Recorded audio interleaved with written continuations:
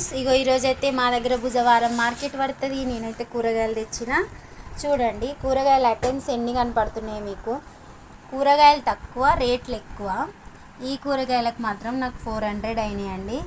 అదే ఎర్రగడ్డకి వెళ్ళుంటే మాత్రం 200లో వచ్చే కూరగాయలు. కొంచెం బద్ధకం వేసి నేను వెళ్ళలేదు, దానివల్ల ఇక్కడ 400 పెట్టిన. మెయిన్ మీకు చూపించాల్సింది ఏంటంటే, ఇదేంటో ఎవరికైనా తెలుసా? ఇది బోడ కాకరకాయ అంటారంట. నేను ఎప్పుడు తినలేదు, వండలేదు కూడా, కానీ హెల్త్కి చాలా మంచిదంట. మా ట్యూషన్ టీచర్ చెప్పింది ఇది హెల్త్కి మంచిది, తినాలి అని. అయితే నిన్న కొంచెం కర్రీ కూడా పంపించింది, టేస్ట్ చేసినాం, చాలా బాగుంది, నచ్చింది కాబట్టి ఈరోజు మార్కెట్లో తీసుకున్నా. దీని రేట్ ఎంతో చెప్తే మీరు నమ్మరండో, కానీ చెప్పాల్సిందే మీకు. దీనివల్ల లాభాలు ఏంటి అని కూడా తెలుసుకోవాలి. పావు కిలో 60 రూపాయలు అంట. ఇవి నమ్ముతారా? పావు కిలో 60 రూపాయలు అంట. నేను పావు కిలో తీసుకున్నా. ఎన్ని కాయలు వచ్చినాయి అంటే కరెక్ట్గా 8 కాయలు వచ్చినాయండి.